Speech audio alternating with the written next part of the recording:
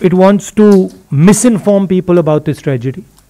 But the truth is that a huge tragedy is unfolding. And I'm not just talking about the farmers, because that is only a part of that tragedy.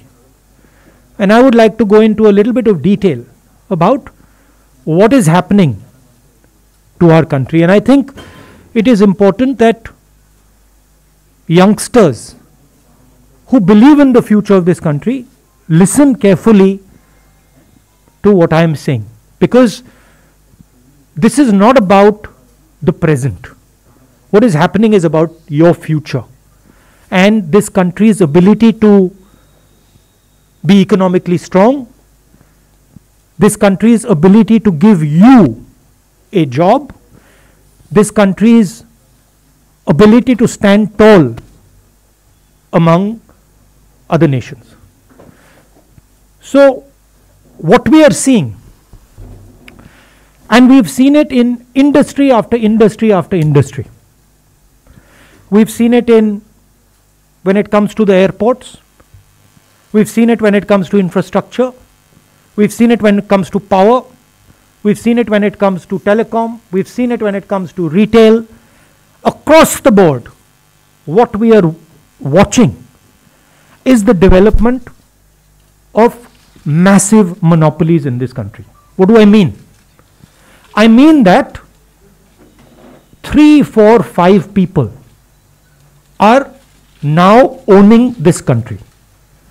This country is now owned by a limited, small group of people who I term as crony capitalists, who have a close relationship with the Prime Minister and who provide the Prime Minister with media support.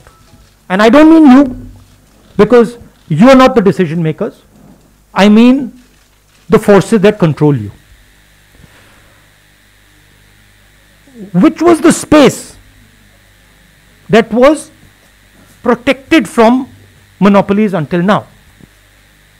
First of all, the biggest business in this country, and this is something that youngsters have to understand, the biggest business in this country is agriculture. 60% of our people are in agriculture, and in terms of the value, agriculture is by far the biggest hit. Agriculture is not just what the farm grows. Agriculture is the machinery that moves that produce. Agriculture is the structure of how that produce is sold. And now what we are seeing is the last bastion that was protected from monopoly is now being overrun. How is it being overrun?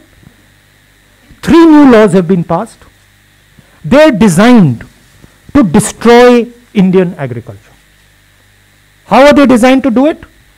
By destroying the Mandi, by destroying the Essential Commodities Act, and by making sure that no Indian farmer can go to court to protect himself.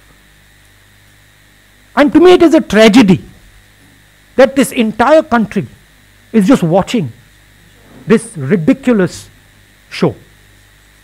It is a tragedy because it shows me that the country itself is not able to understand the depth of what is happening. So what is going to be the result of this? The result of this is going to be 3 or 4 people are going to own India. 3 or 4 people are going to own the entire agricultural system. Farmers will not get the value they deserve. The Mandi system will be destroyed. 3 or 4 businessmen will be able to store millions and millions and millions and millions of tons of wheat, rice, other essential commodities. And then, my friends in the middle class, you will be paying prices that you have never imagined. Please understand that the rice you buy, the wheat you buy, comes to you at the rate it comes because of the APMC, because of the agricultural system, because of the structure. So this is not an assault on the farmers. This is an assault on the middle class, and this is an assault on every single youngster in this country who is not going to be able to get a job. So this is what I want to tell the youngsters. Realize that your independence is being taken away.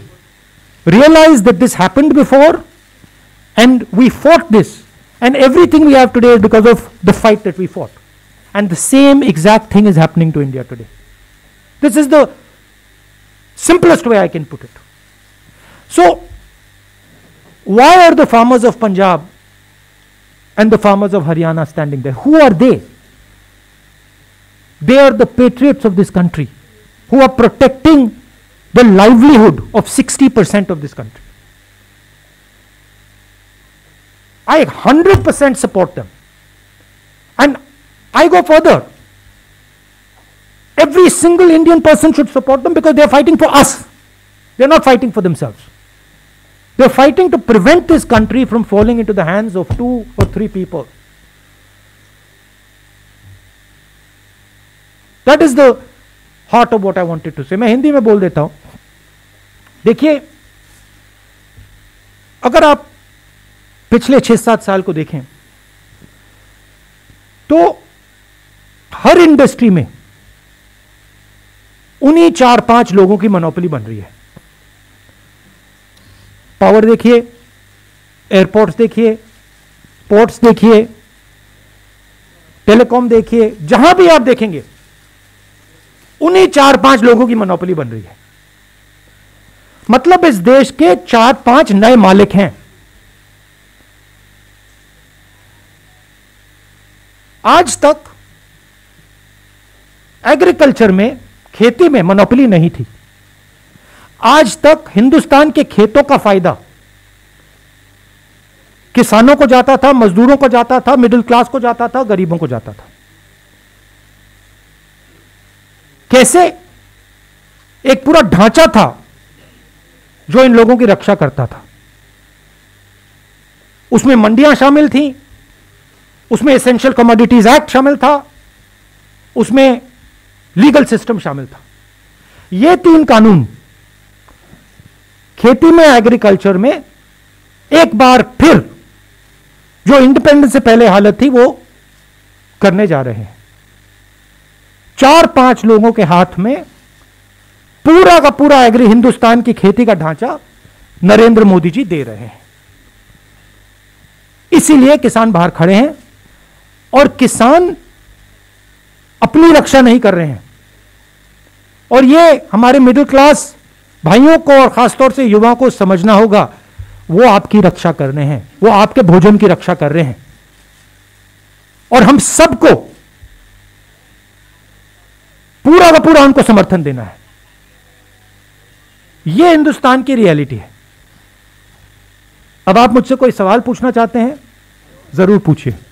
We'll take questions. देखिए, एक बात है, ये जो press conference है ये मैं किसान भाइयों के लिए कर रहा हूं. तो ब्रॉडली मैं आपके जवाब दूंगा, मगर डिस्ट्रैक्ट करने की आप कोशिश मत कीजिए.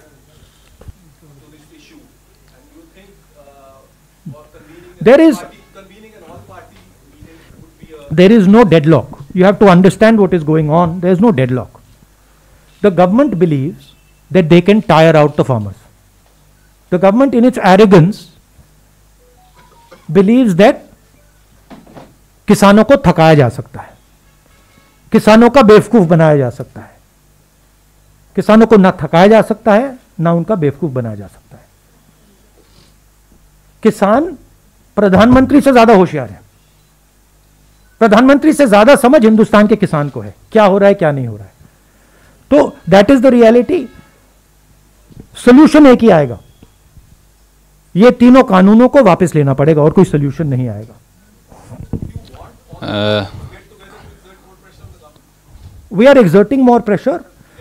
We are already exerting pressure. This press conference is a means of exerting pressure.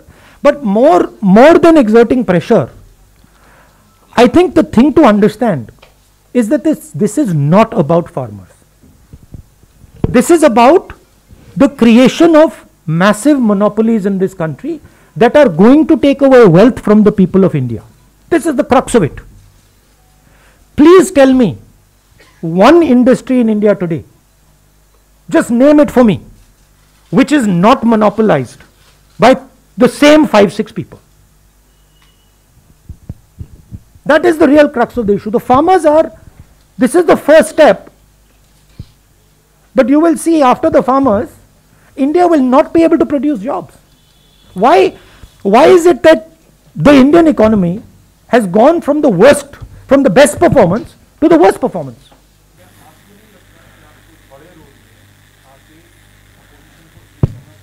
अभी मुझे, हाँ, ये अटेम्प्टेड डिस्ट्रैक्शन है, ये अभी फुल डिस्ट्रैक्शन नहीं है, अटेम्प्टेड डिस्ट्रैक्शन है, बट ठीक है. हाँ,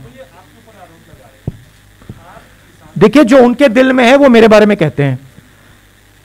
सरकार किसानों को डिस्ट्रैक्ट करने की कोशिश कर रही है. सरकार कह रही है किसानों को कि देखिए बात करिए हमसे, 10 बार बात हो गई, 9 बार बात हो गई, वो उसको सरकार घसीटती जा रही है.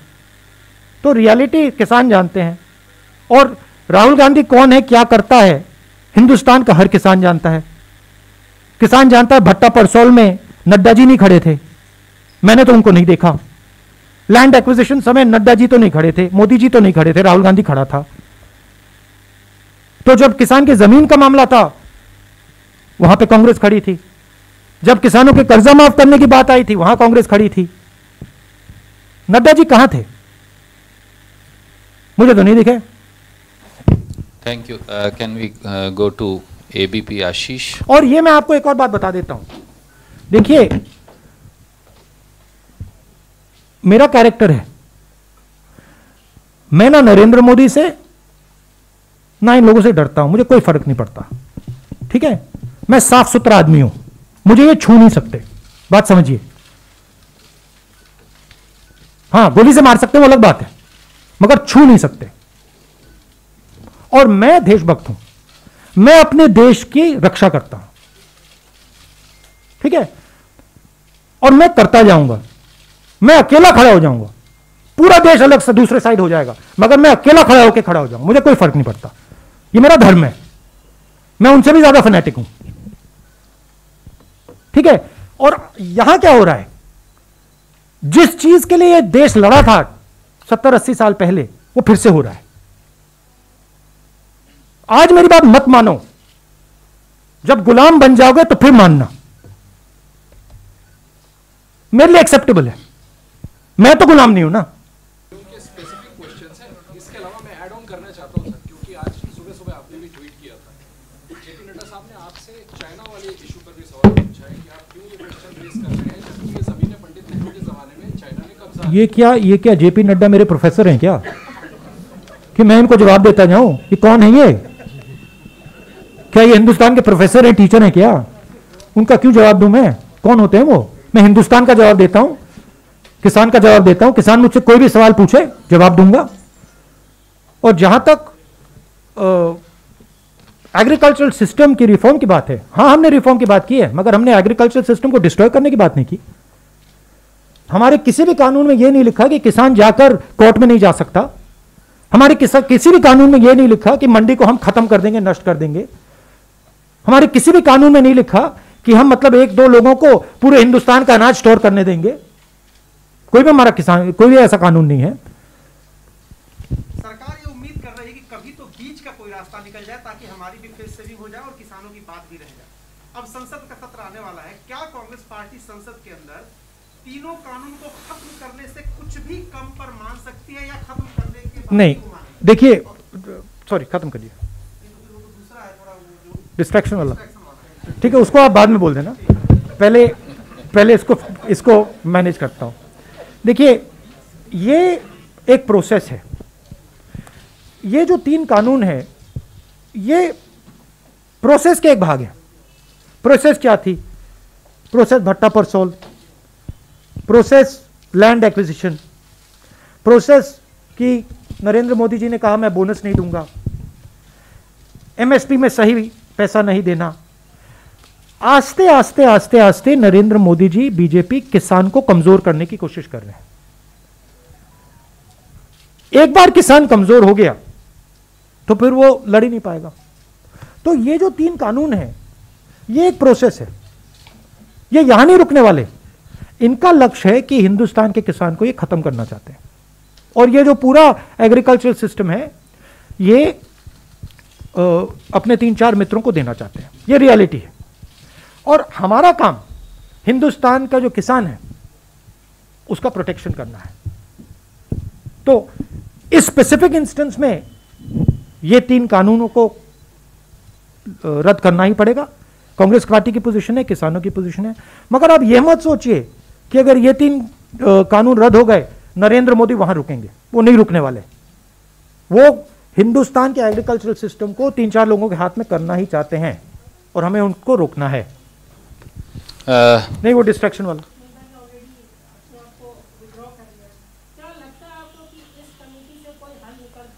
देखिए, सुप्रीम कोर्ट पे मैं टिप्पणी नहीं देना चाहता हूं, बट सुप्रीम कोर्ट की रियलिटी पूरे हिंदुस्तान को दिख रही है।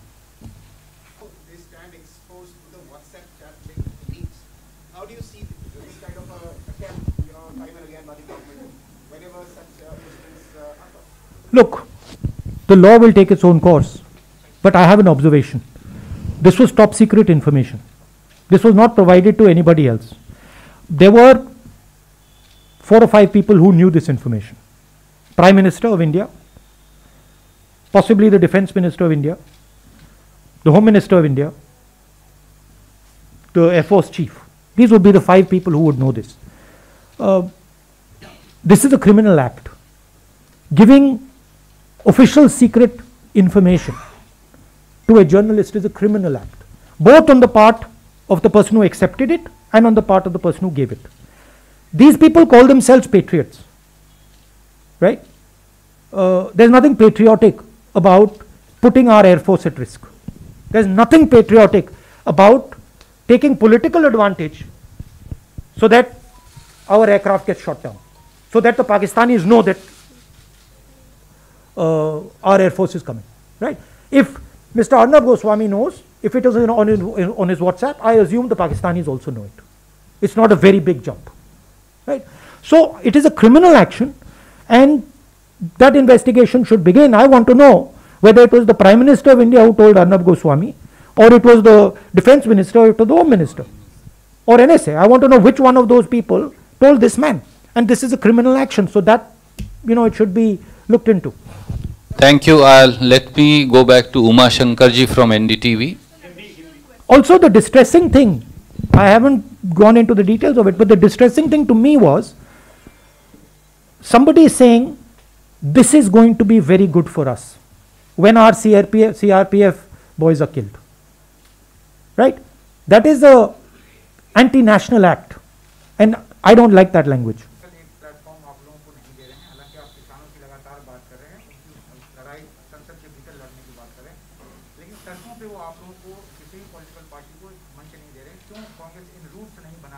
नहीं नहीं, ये बात नहीं है। हम किसान की इंडिपेंडेंस को रिस्पेक्ट करते हैं। ये हम बात एक्सेप्ट करते हैं कि ये किसानों का आंदोलन है, और हम उनकी जो स्पेस है, उनकी जो जगह है, उसकी इज्जत करते हैं, उसका आदर करते हैं, उसका रिस्पेक्ट करते हैं। ये रियलिटी है। ये प्रेस कॉन्फ्रेंस किसानों को मदद करने का प्रेस कॉन्फ्रेंस है। मैं यहां आया हूं, मैंने कल भी बोला, तो हम मदद कर रहे हैं, हम प्रेस के थ्रू मदद कर रहे हैं, हम स्टेटमेंट्स के थ्रू मदद कर रहे हैं, मगर हम उनका आदर भी करते हैं।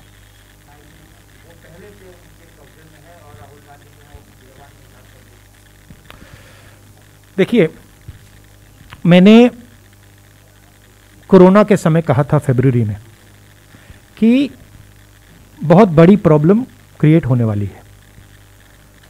आप में से लोगों ने मजाक उड़ाया, ठीक है, आप में से लोगों ने कहा कि देखो राहुल गांधी क्या बोल रहा है। शब्द था फियर मॉन्गरिंग। मैं आपको आज बता रहा हूं, और आप अपने नोटपैड में ये लिख दीजिए, चाइना हिंदुस्तान की कमजोरी को देख रहा है और समझ रहा है, और चाइना के पास एक साफ क्लियर स्ट्रेटेजिक विजन है। वो दुनिया को शेप करना चाहते हैं। हिंदुस्तान के पास कोई स्ट्रेटेजिक विजन नहीं है। हिंदुस्तान कभी ये करता है, कभी वो करता है, स्ट्रेटेजिकली काम नहीं कर रहा है। चाइना ने हिंदुस्तान को 2 बार टेस्ट किया है। एक बार ढोकलाम में टेस्ट किया है और अब लद्दाख में अपने ट्रूप्स डालकर टेस्ट किया है। वो टेस्ट कर रहा है, वो ऐसे देख रहा है। और मैं आपको बता रहा हूं कि अगर चाइना को क्लियर मैसेज हिंदुस्तान ने नहीं दिया, अगर हिंदुस्तान ने क्लियर अपने दिमाग में स्ट्रैटेजी नहीं बनाई, चाहे वो मिलिट्री स्ट्रैटेजी हो, चाहे वो इकोनॉमिक स्ट्रैटेजी हो, चाहे वो जियोपॉलिटिकल स्ट्रैटेजी हो, तो चाइना चुप नहीं बैठेगा। चाइना इसका फायदा उठाएगा और जब फायदा उठाएगा तब नुकसान हो जाएगा, तब आप उसको रोक नहीं पाओगे। इसीलिए मैं रिपीट करता जा रहा हूं, मैं रेड फ्लैग रेज कर रहा हूं सरकार के लिए। आपके जमीन के अंदर आ गए हैं, आपको लगता है कि ये इसको आप तू मैं करके परे कर सकते हो, आपको लग रहा है कि आप इवेंट मैनेजमेंट के थ्रू इसको मैनेज कर सकते हो। आप गलत फहमी में हो। चाइना दूसरी चीज है। चाइना डोमिनेट करना चाहता है और वो सिस्टमैटिकली काम कर रहा है। आपके शब्दों से कुछ फर्क नहीं पड़ने वाला है। आप मेरे बारे में कुछ भी बोल दो, कुछ फर्क नहीं पड़ने वाला है। आपका काम हिंदुस्तान की रक्षा करने का है, आप नहीं कर रहे हो और उसका नतीजा हिंदुस्तान को देखने को मिलेगा। रियलिटी से नहीं हट सकते हैं। इसीलिए मैं वार्निंग दे रहा हूं कि देखिए, मैं ऑपोजिशन लीडर हूं, मेरा काम है, देखिए कोरोना आ रहा है, इकोनॉमिक डैमेज होगा, लोग मरेंगे, तैयारी कर लीजिए। उन्होंने कहा राहुल गांधी बकवास कर रहे हैं। आपने देख लिया, इकोनॉमी उड़ गई, रोजगार खत्म हो गया, मजदूर मर गए। क्यों? क्योंकि वो बस बातचीत करते रहते हैं। उनके माइंड में एक्चुअल वो एक्शन नहीं करना चाहते। और दुनिया डेंजरस रास्ते से निकल रही है। ट्रांजिशन पीरियड है, बदलाव का पीरियड है और जो हमारी नेशनल लीडरशिप है उसको सीरियसली लेना चाहिए। Thank you sir. Can I go back to Raman?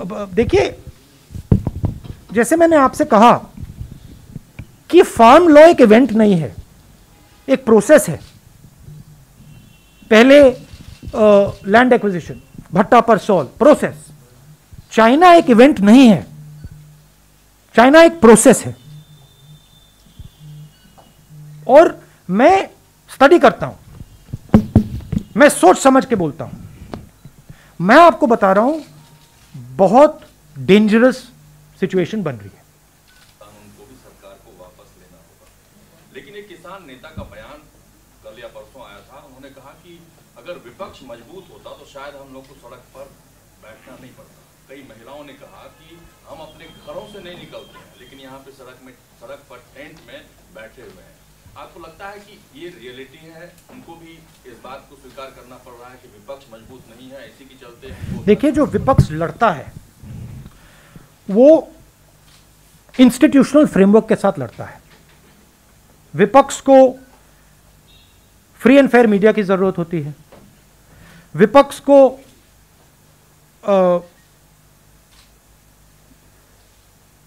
Institutions की जरूरत होती है, विपक्ष को जुडिशरी की जरूरत होती है, विपक्ष को पार्लियामेंट की जरूरत होती है।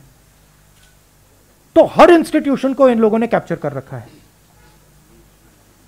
कोर्ट्स को ये कंट्रोल करते हैं, मीडिया को ये कंट्रोल करते हैं, पार्लियामेंट में बोलने नहीं देते हैं।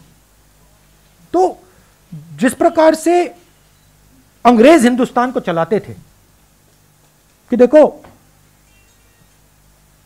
अगर ब्राउन चमड़ी है तो बोल नहीं सकते, वैसे ये हिंदुस्तान को चला रहे हैं। बोल नहीं सकते, बोलोगे तो मारेंगे। तो डर का माहौल है। आपने अभी बोला कि सब लोग कहते हैं कि राहुल गांधी लड़ रहा है, मगर डर का माहौल है। आप लोग जानते हो कि जो आपको रियलिटी दिख रही है आप नहीं कह पाते हो, आप मेरे पास आके कहते हो। तो ये हिंदुस्तान की रियलिटी है और इससे हम लड़ेंगे। करना चाहते हैं, इस तरह का एफिडेविट सुप्रीम कोर्ट में भी सरकार दे रही है, तो क्या आपको लगता है क्या अंजाम है इसका? और कई नेता सिंघू बॉर्डर पर गए, अरविंद केजरीवाल भी गए, अगर कांग्रेस से लड़ाई लड़ रही थी कि आपने मुनासिब नहीं समझा कि वहां जाना चाहिए? नहीं, वो तो मैंने आपको समझाया कि हम किसानों की जो का आंदोलन है उसको रिस्पेक्ट करना चाहते हैं, तो दैट इज द रीजन। देखिए, आपका पहला सवाल क्या था? सॉरी। कई किसान शहीद हुए हैं हाँ, वहाँ पे ठंड की वजह और से, खालिस्तानी। जहर हाँ, खाया है। जी। देखिए, गवर्नमेंट का अप्रोच है कि एटीट्यूड है कि हमें सब कुछ मालूम है और हमारे खिलाफ जो भी बोलता है वो एंटी नेशनल है, क्रिमिनल है, ये इनकी अप्रोच है। हम जो बोल रहे हैं, हमें प्रॉब्लम दिख रही है, कोरोना की हमें प्रॉब्लम दिखी, हमने बोला, गवर्नमेंट हमारा दुश्मन बना देती है। हमने चाइना की बात बोली, गवर्नमेंट हमारा दुश्मन बना देती है। बट हम वार्निंग सिग्नल दे रहे हैं। गवर्नमेंट को यह समझ नहीं आ रही है कि मान लो इन्होंने इन किसानों को दबा भी लिया, मामला वहां नहीं रुकने वाला, एनर्जी कहीं और से निकलेगी, युवाओं से निकलेगी, अनएम्प्लॉयड यंगस्टर से निकलेगी। तो हम वार्निंग दे रहे हैं कि देखिए, आपने हिंदुस्तान के किसानों पर आक्रमण किया है, यह आप मत कीजिए, आप इनकी शक्ति को नहीं पहचान रहे हैं। तो ये रियलिटी, इनकी अप्रोच ही गलत है। ये सीखना नहीं चाहते हैं, ये सोचना नहीं चाहते हैं, ये सिर्फ बोलना चाहते हैं। इनको सिखाया गया है, आरएसएस के लोग उनको सिखाते हैं कि देखो, ना तुम्हें सुनना है ना तुम्हें समझना है, तुम्हें बस बोलना है, और बोलने में ये टॉप ग्रेड है, बट सोचते नहीं है। और देश को चलाने के लिए बोलने से ज्यादा सोचने की जरूरत होती है। Anup is there. हस्तक्षेप करना चाहिए और बात करनी चाहिए किसानों से। उनकी स्टाइल ही नहीं है, अब उनकी स्टाइल ही नहीं है, तरीका ही नहीं है उनकी दूसरी अप्रोच है। हाँ, तो मेरे बोलने से क्या फायदा? Media is not there, the judiciary is compromised, there is a parliament which is compromised. Where will justice come for the farmers? That is the critical issue, and especially in the fact that there is a leadership crisis within the opposition. I believe in the spirit of this country. I do not believe that you can impose slavery on this country. I do not believe this country will accept 5 or 6 people owning it. I don't believe it. So where will the resistance come from? It will come from the people of India. Our job is to highlight what is going on to the people of India. We are struggling. Why? Because the instrument of transmission is not controlled by us. Right? So the press is not controlled by us. We don't have the thousands of crores of rupees that Narendra Modi ji has. We cannot put thousands of crores of rupees in social media. We cannot. But this is an advantage for us, because it forces us to be pure. It forces us to be honest. It forces us to tell the truth. This is good. I don't have a problem with it.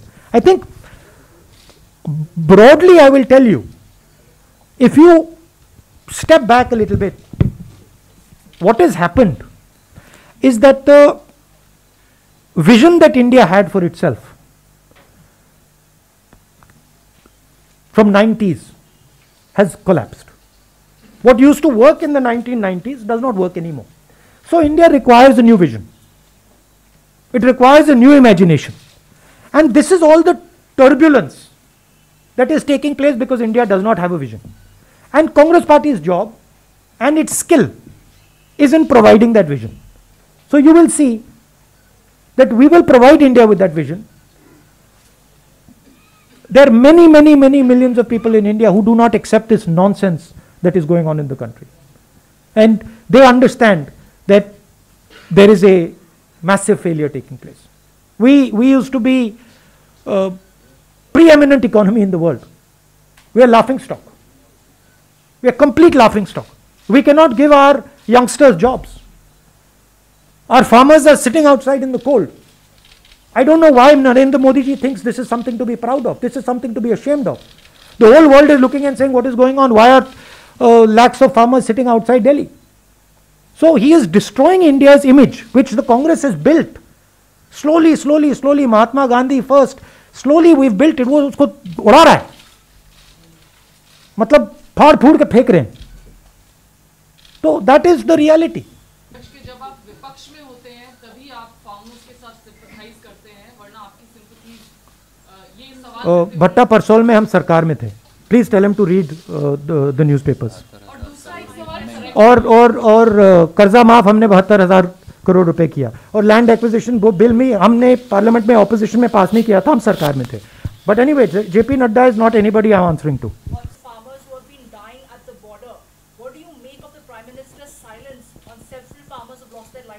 Well, I remember the Prime Minister saying, "Is bar Trump Sarkar." I remember in Texas it was that, you know, he was holding his hand up and saying, "Is bar Trump Sarkar." Sorry, he's. I'm not Trump. He's not Trump. I'm Joe Biden. Look, the point is whether he is Trump or Joe Biden. The point is whether he is Trump or Joe Biden, right? As a Prime Minister of a country, you don't do something like that, because you're disrespecting the people of the United States by doing this, because this is their choice, not your choice. So it is a lack of understanding of fundamentals. And you know, now of course Trump lost. So देखिए,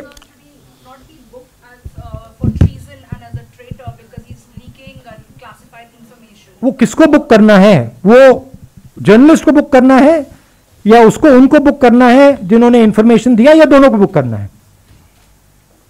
दोनों को book करना पड़ेगा, क्योंकि information दिया भी किसी ने है और लिया भी किसी ने है. देखिए,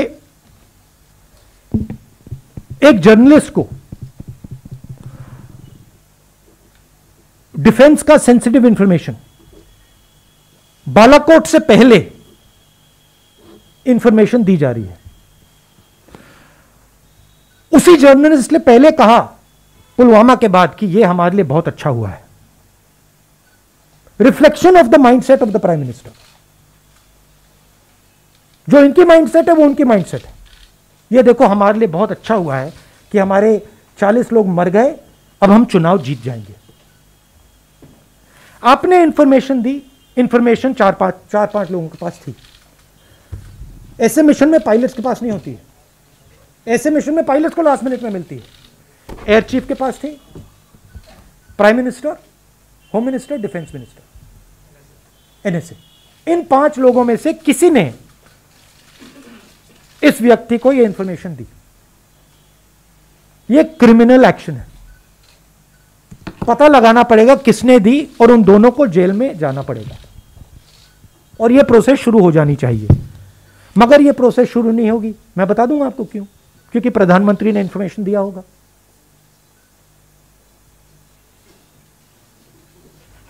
तो होगी नहीं, शायद बाद में हो. क्या आधार है आप कह रहे प्रधानमंत्री ने दिया है? नहीं, मैं बहुत बड़ा आरोप लगा रहे हैं. 5 लोगों के पास है. आपके पास इंफॉर्मेशन थी, आप तो नहीं दे सकती थी. Prime minister new, air chief new, NSA new, home minister new, defence minister new, 5 people new. Which one of इनमें 5 में से किसने दिया? तो दैट इज क्लियर कट. सीधी बात है. असली और नकली किसान, लगातार सरकार की तरफ से भी ये कहा गया है कि नकली किसान है जो बाहर सड़क पर प्रदर्शन कर रहे हैं. क्या डेफिनेशन क्या है असली और नकली किसान की? You have to ask the professors. Why you asking me? आप प्रोफेसर से पूछिए, नाडा जी से पूछिए. We can conclude. Thank you so much.